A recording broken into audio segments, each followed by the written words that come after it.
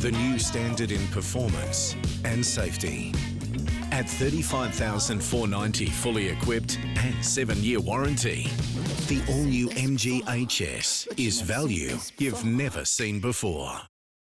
Emmett Naar, welcome to Gibbo Goes One-on-One, driven by MG. Now, it's taken me 3 times to get you on the podcast. I know you're a very busy man. Now, I'm not mad about it because word on the street is you found a little bit of work to do in the off-season. Yeah, that's right. So, first of all, long-time fan of the show, real happy to be on. It really hurt me to miss those last 2 weeks. But, as you said, been doing some part-time work, obviously, with the NBL shut down at the moment and basketball a bit on hold. I've actually got into my bag a little bit with my finance degree and found a bit of work with Westpac. So, been doing that a few times a week, which has been good to keep busy. Also, rumour has it that the last time I tried to get you on, you were too busy with your hair trying to remanufacture that mess. Any rumour to the bleached, rooster-looking, blonde, I don't know what you'd call that. Was that part of why you missed as well? Those rumours are actually not true. It's weird. It doesn't actually take long to look this bad. So it's just about 30 minutes. So, no, I didn't miss it for that, but it's a good excuse. Now, most of my guests I've had on, I know pretty much where they grew up, and you're a little bit different. I obviously know who you are as a player and whatnot, but where did you grow up? Kind of where did you start playing basketball and family and whatnot? Just a brief rundown of kind of where you come from. I was born in Canberra, but I'm from Sydney for pretty much my entire life. And I was sort of lucky enough. I've got 3 older brothers who all played growing up. They don't play anymore, but I was always sort of around basketball stadiums because they played. Even Dad played a little bit back in the day. I was just sort of around basketball stadiums there, and would always go to my local club, North Bears, which is who I began playing for, and just sort of worked my way up through the rep program there and played local comp and stuff, all the way up from under 12s to under 18s in the Sydney comp, which was pretty good. Just sort of took it from there, tried it out for state teams, things like that. Made a few of those, and then was able to work my way up and get invited to the Institute of Sport. So I stayed in Sydney until then moved to Canberra to play at the Institute for a little while. Word on the street is your under 12 team was quite a legit team. Now, I don't know which, you went back-to-back state champs. I'm not sure what year or what age this was, but the rumour says that your under 12 team was quite a nice little squad. Mate, your research is on point there. Yeah, I have an issue with that. We didn't actually go back-to-back in under 12s. There was a win, a second, and then a win. So it was sandwiched between, but you were right, 2 wins in under 12s. The old Norse Bears were pretty loaded in my age group. Even when I was bottom age 14s, I was looking back at our starting lineup. I think we had 4 guys over 6'3", with a few 6'6" guys at under 14s, which is just massively unfair. And then there was me, who was like probably not even 5 feet at the time. So you haven't grown too much since your junior years. No, now, I really peaked. You said you were born in Canberra. So when you played state teams, did you play for Sydney or you played for Canberra? No, I played for Sydney. Never even really thought about going and trying out for ACT. Maybe if I hadn't made the New South Wales team, maybe might have gone there. But no offense to the ACT, there's a lot more chance for wins with New South Wales. What else have you been doing in isolation? I know you've just started coming down to our East Melbourne Phoenix open runs. Have you been able to get any other workouts in, or it's just kind of been time to take it easy and work on stuff outside of basketball? Probably a little more taking it easy. As you said, I've had a few places now that restrictions are easing up, where I can go and shoot or go and scrimmage a couple times a week. But other than that, you'd know yourself, it's been pretty quiet. And before I came down to Melbourne now, where I'm living at the moment, really I had no access to any weights or any basketball court or anything. So it was a bit of a weird time, sort of figuring out how to stay in shape somewhat. And it's hard to replicate basketball, as you know. So when I came back from Europe because the COVID thing hit and I was over there. So I had to self-isolate for 2 weeks, and it's just, trying to run stairs in the house or do push-ups and things like that. It's something it's a problem we've never really had before. So at first it was pretty exciting to try out these new things and look up stuff on YouTube on how to work out in the house. But it did get pretty old pretty quick. So it's good to be back with stuff opening up now. Now, I know you've been shacked up at the Pineau household for the last few weeks. Is there anyone as a father that's more out there, more energetic, more personality than Brad Pineau? Now, Brad obviously played in the NBL for a long time. Him and Dane both have records for rebounding and whatnot, but I see him as like an 18-year-old kid on Instagram posting videos and all that kind of stuff. How's that been living with not only just him, but the whole Pineau household? Yeah, I mean, first off, it's been really great of them to take me in. It's been awesome. I would have been living here for the NBL 1 playing with the Melbourne Tigers anyway, but it's been great. But yeah, as you said, Brad's a pretty big character, both in stature and his persona. Yeah, he's always got a story to tell and something to input. We even watched a game he played in back in the day. It was the highest scoring NBL game of all time. And he told us all about it, how he scored 8 points in the last 2 minutes. Turns out it was only 6. So the classic old fella's line about the glory days. That's unlike a Pineau to juice up his stat line. Dane often does that. So I see where he gets it from. Yeah, exactly. Like father, like son there. But no, it's been great having Brad here. I'm trying to figure out, I know he's got a bunch of burner accounts out there on Instagram and Twitter. I'm trying to figure out which ones are him. I'm sure he's been commenting on everyone's stuff. So if you see some weird social media stuff going on, you don't know who it is. It might be Brad's burner accounts. I like it. Now, like most young basketballers, you went to the AAS. I was looking up your list, and I think Ian Stacker was your coach, obviously a legend of the game. He's given us that many shooting drills this last season that I couldn't remember all of them. Now, I don't know if you hold the record for the Hugo drill. I don't know if it was you or maybe Mirko. I'm not sure. Was that yours? Yeah, I did have it. So that's like a 8 minute. I know. So you get 5 shots per side. Yeah, you gotta make 2 in a row from 5 spots. And then there's 3 side in the middle, running in between. But I mean, I don't want to pump you up on your own podcast. I have heard my score was beaten. I was about to say that, unfortunately, that record has been handed over to yours truly. That record did stand for a long time, but also on your team, you played with Ben Simmons and Dante Exum. How were they as young kids? I guess back then, obviously they're NBA stars now, but how was it playing with them? And now knowing that kind of you play with them and they're obviously in the NBA.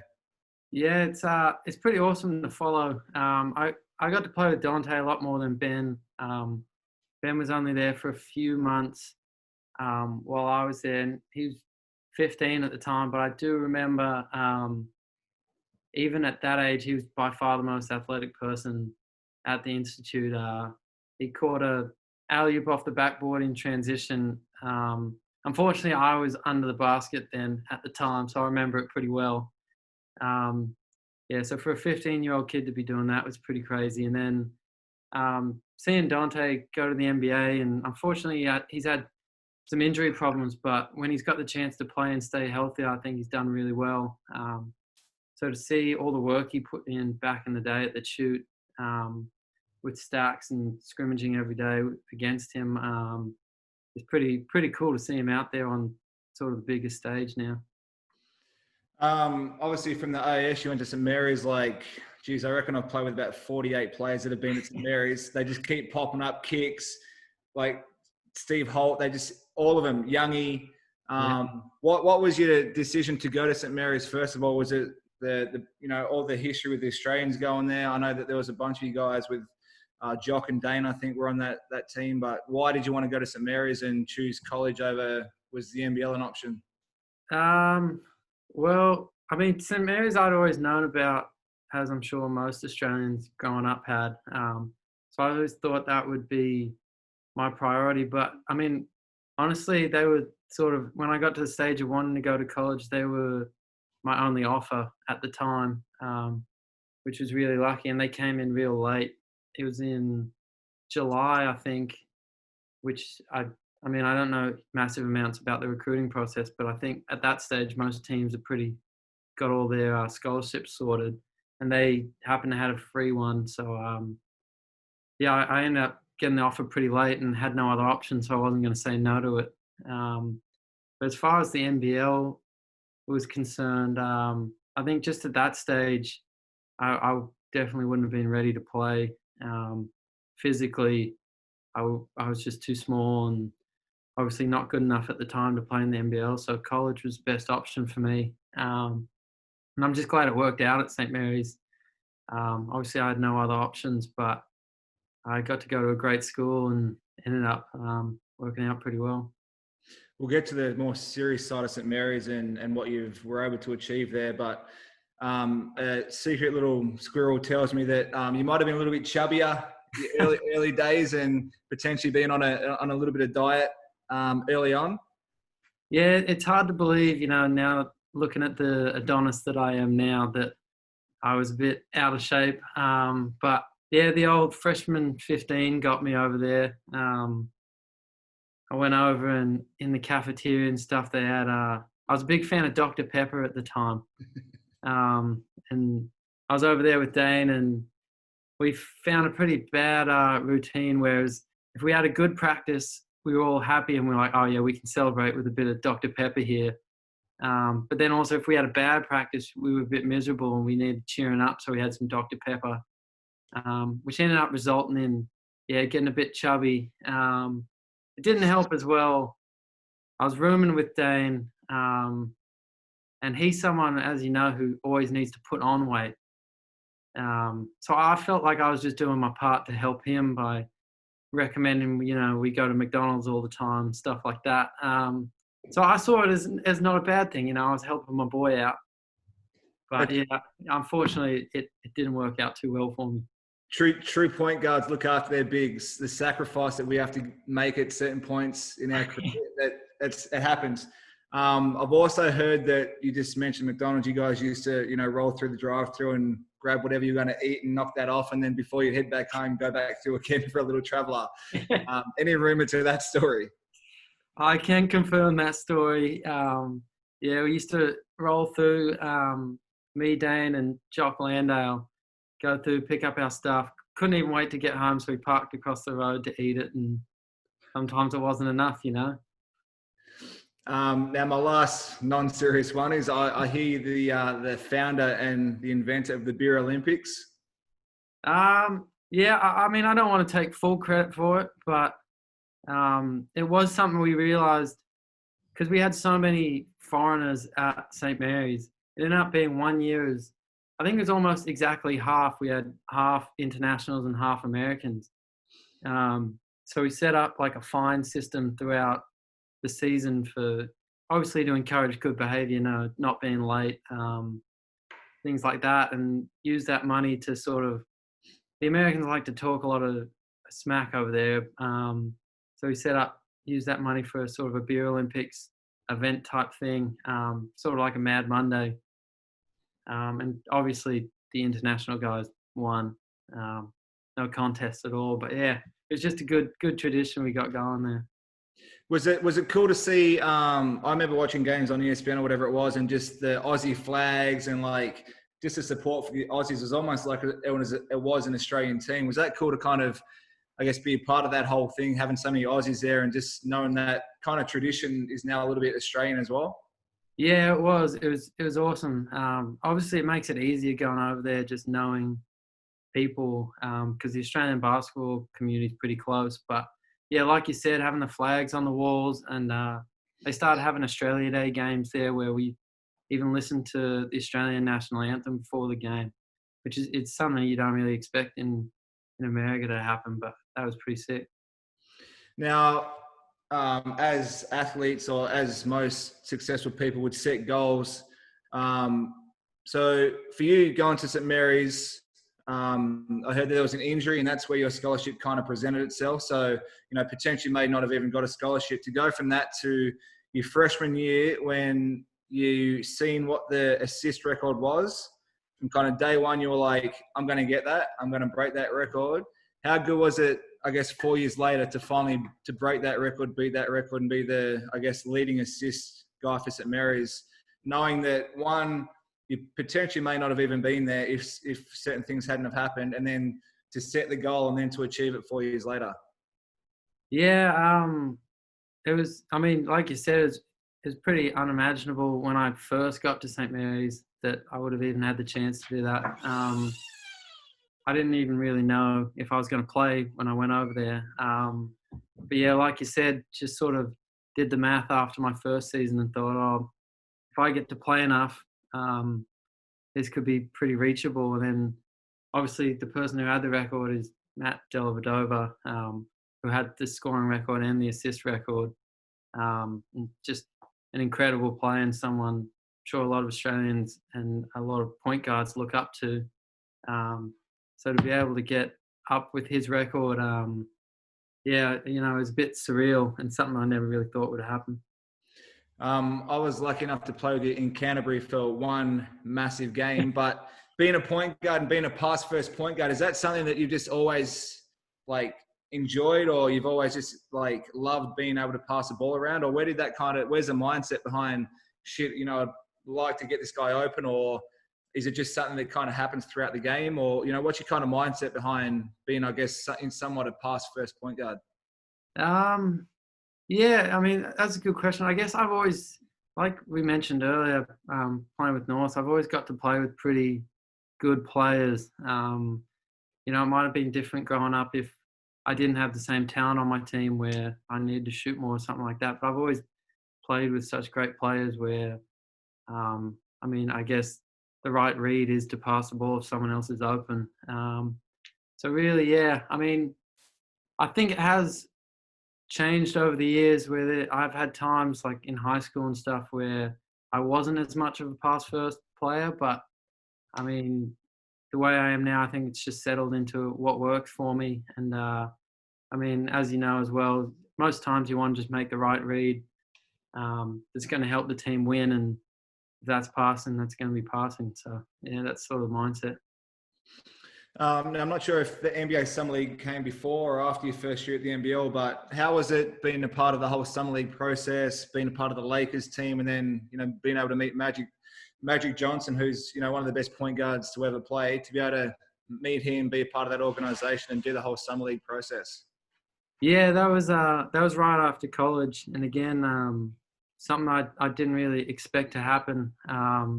So to get that opportunity and go practice at the Lakers facility and then do the Summer League was unreal. I didn't really play a whole lot, but just to be there was pretty crazy. We got put up in the Wynn Casino, everyone had their own rooms, these nice suites. The first moment I walked in the door, turned on the lights, all the shutters come open, the TV folds out of the wall, stuff like that. So I do remember it sort of a little more not for the basketball than the actual basketball, and just the experience of being there. And you walk through a casino and Damian Lillard's at the craps table. You walk past Karl Anthony Towns, someone like that, just walking down the casino floor. So yeah, to be involved with that was pretty unreal. But probably would have liked to play a little more, but I wasn't upset to be there. Got to throw a few lobs up when you got in there? Yeah, got my last 5 minutes or so in the last game, and just thought might as well toss them. Had some pretty good athletes on the team, so not that I haven't, in the NBL, but it was a little different with those guys. Dave Anderson wasn't going to get up and catch a lob at the snake pit? Nah, I thought if I threw him the lob, I'd be scared I might be the one to end his career. So I just kept it on the ground for him, kept it to the post fadeaways. Now, obviously, from college, some league, you came to the NBL. I know you had a couple of offers, and obviously Illawarra took over. Why Illawarra? Was it more opportunity, better situation? Yeah, it was something I talked with my agent about. They just at the time they looked really good for the opportunity to play more minutes than I thought I would at other clubs. And with Rob Beveridge, the coach, heard just nothing but good things about him. And that did work. Well, I did get to play a real solid amount that first year. So it did end up working out pretty well. And I'm from Sydney, like I said, and Wollongong's pretty close to there, but not too close. No offense to my mum and dad, where I'm around them all the time, or living with them. So it was good they could come to every game and still see me, but I had my independence as well. So yeah, it was just seemed like a great fit. It seemed like you had a lot of good games against the Kings, even in Sydney. Was that like a coming back home kind of comfort thing, or just good matchups, or it felt like every time you played in Sydney at Kudos, it was like that were your best games?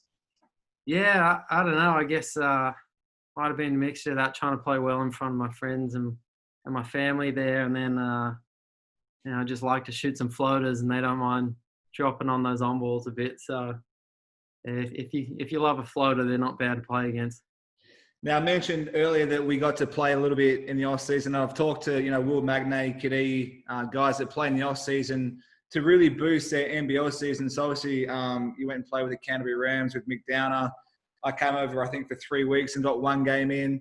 I was lucky enough to be blessed to live in the same house. Has your cooking improved at all? I remember there was a little bit of smoke from time to time coming out of the oven and whatnot. But how's your cooking going, first of all? Yeah, definite improvement. I would like to say, a little smoke's not a bad thing. It was pretty cold in New Zealand, so I was just trying to warm the house up. Can you tell me or just explain for people that don't know about the sifter story? Yeah, it's a good one. So we moved into our place, like they got us a house, and the GM of the team was asking, "You guys all set? Like you got everything you need?" And we thought we'd need something to make pasta with, but they didn't have the strainer. So asked for a bit of help with that if we could get a strainer. And next thing, the GM comes around and he's got one of the sifters that they use for like sifting flour and stuff when you're baking. Which at that stage my baking game wasn't very good, so it wasn't going to do much. We said sort of thanked him for it. Obviously, it was very nice of him to go out of the way and bring a sifter around, but it wasn't quite what was needed. So I said, "Oh yeah, no, I mean a strainer, like something bigger for pasta." So then, yeah, no worries. And the next day, come home from practice to find an even bigger sifter just sitting on the counter. At that point, sort of gave up on it and just had to make do with a large sifter for pasta. But yeah, so that's when sort of learnt New Zealanders don't know what a pasta strainer is. Either that or they don't have one.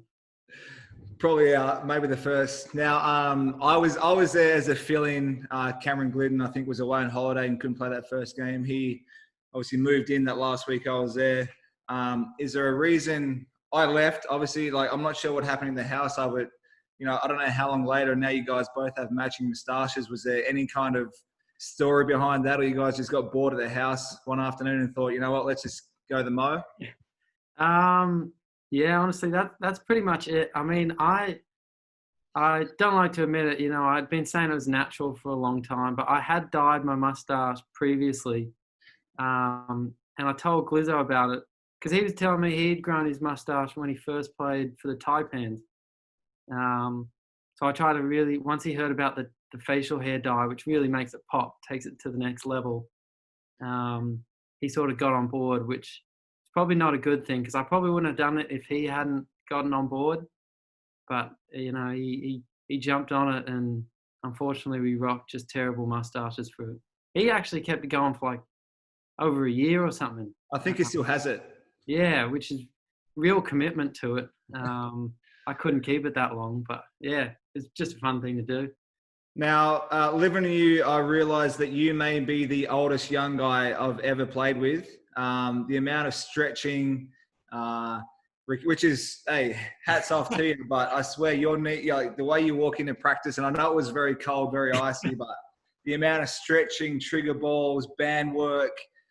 I know you've played with Dave Anderson for 1 year, and he's the king of doing all that kind of stuff. But is that just a routine now for you to try and get the body up to speed? Yeah, got to look after it. I mean, in New Zealand was great for me playing there because I think that was the first time you saw it when I first really got into doing that sort of stuff. And I unfortunately had some knee problems at college. So that really helped doing it in New Zealand. But yeah, like you said, playing with Dave,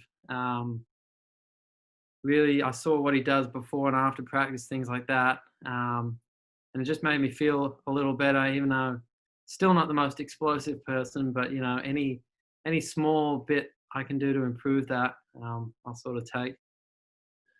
Now, I remember we were sitting around and obviously, I'm not sure if you were under contract, and I think you were still under contract, but talking about the potential to start this next season, play a much bigger role with the Hawks for year two. Obviously had a really good year the first year coming out. Talk to me about, obviously the team signed LaMelo, and obviously massive for the publicity and that upside of that kind of thing. But obviously for yourself, it hurt your game, especially the first half of the year, not playing. Talk to me about going from expecting to maybe start playing a lot to then basically being resigned to the bench for half a year and just having to sit and kind of watch. Yeah, it was a bit tough at time, but obviously playing with such a talent like LaMelo, it was always going to be a bit tough when we signed him, figuring it out. And at first, we experimented a little bit of lineups with me and him playing together. Even the first game of the season, we started with me and him together. But two sort of players who are a bit more, who are a bit better when they have the ball in their hands more.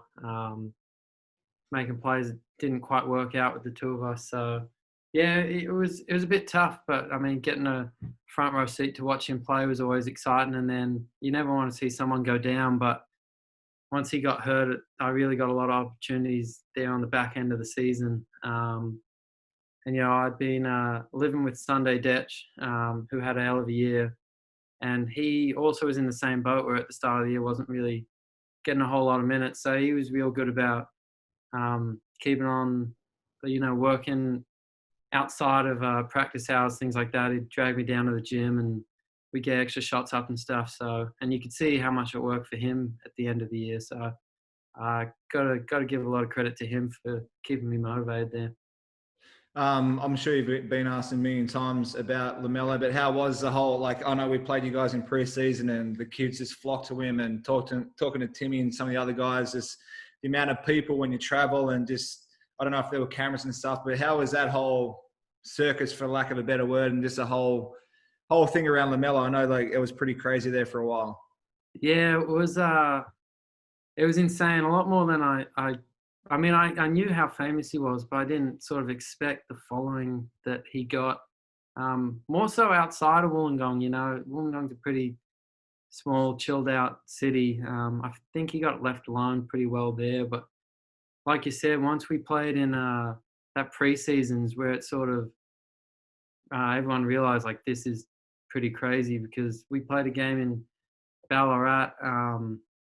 We lost to United by 40 in our first practice game as a team. And then we go back to the locker room, and all of a sudden people, we hear commotion in the hallway and people fighting, trying to get to the locker room to see Melo. We ended up doing a signing session. They line everyone up in a row. And Melo's probably sitting in the middle of the team.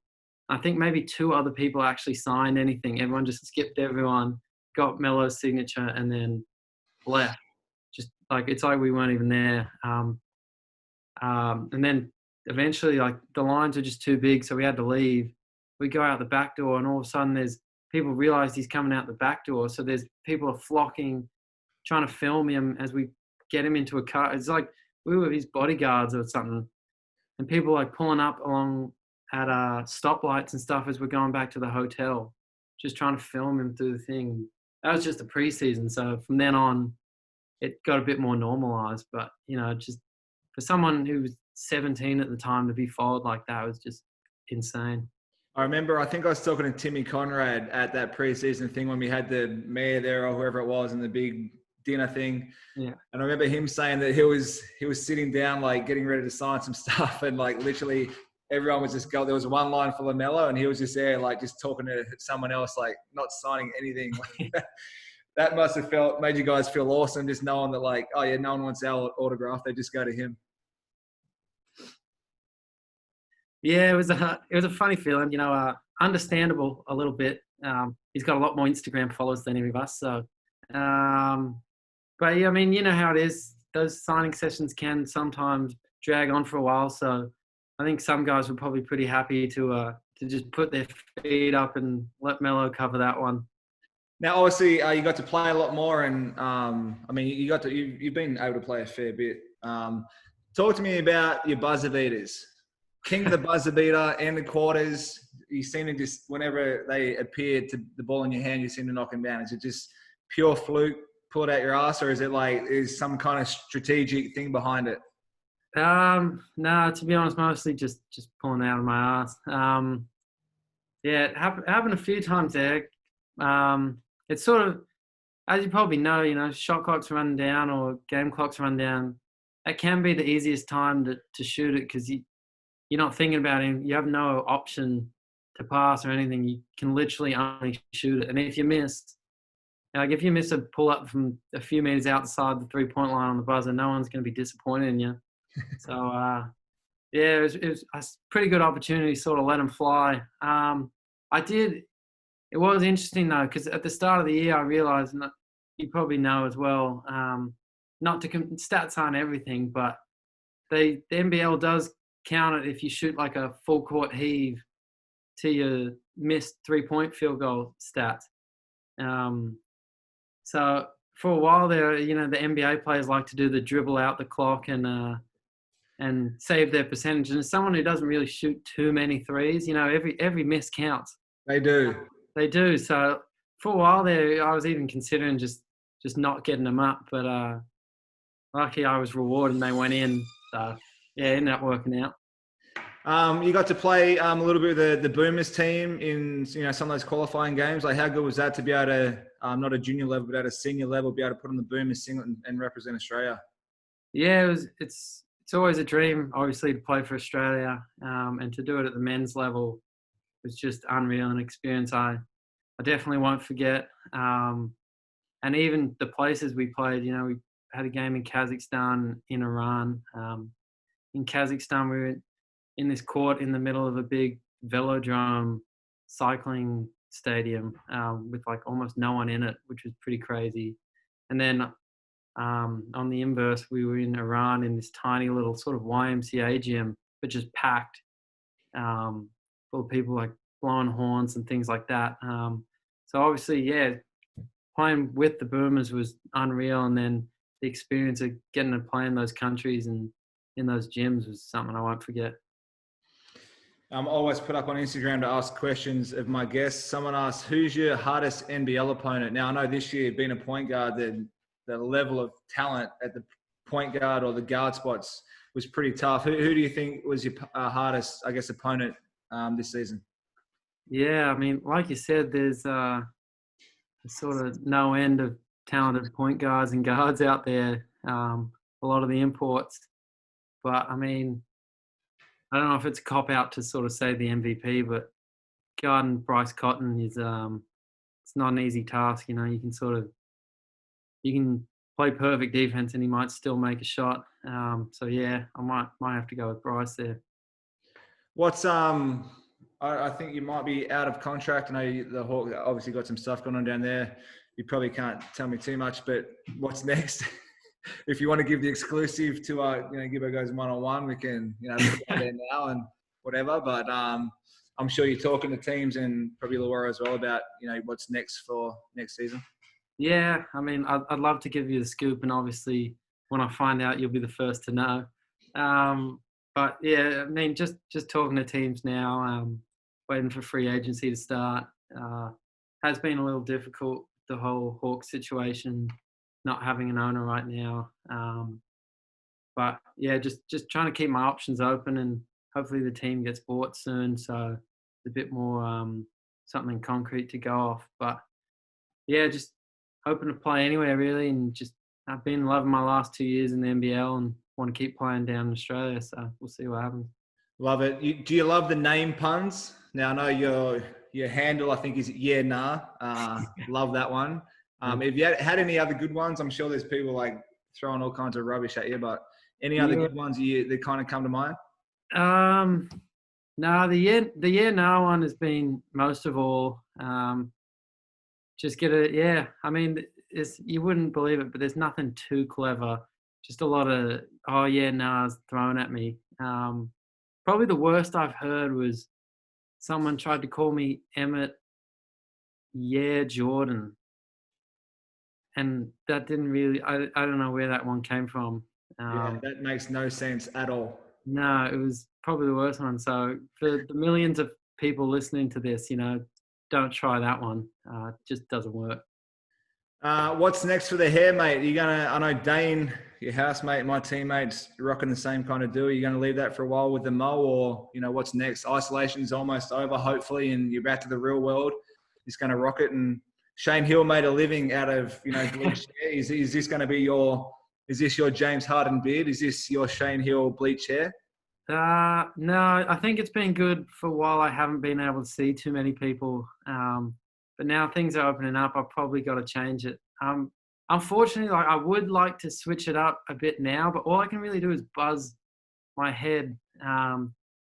And I know it probably can't get worse than this, but it actually can. Like me with the shaved head, it's something, but just the head shape, the receding hairline, it doesn't work out very well. So I'm just going to have to wait for the natural hair to grow back a bit before I can really do anything.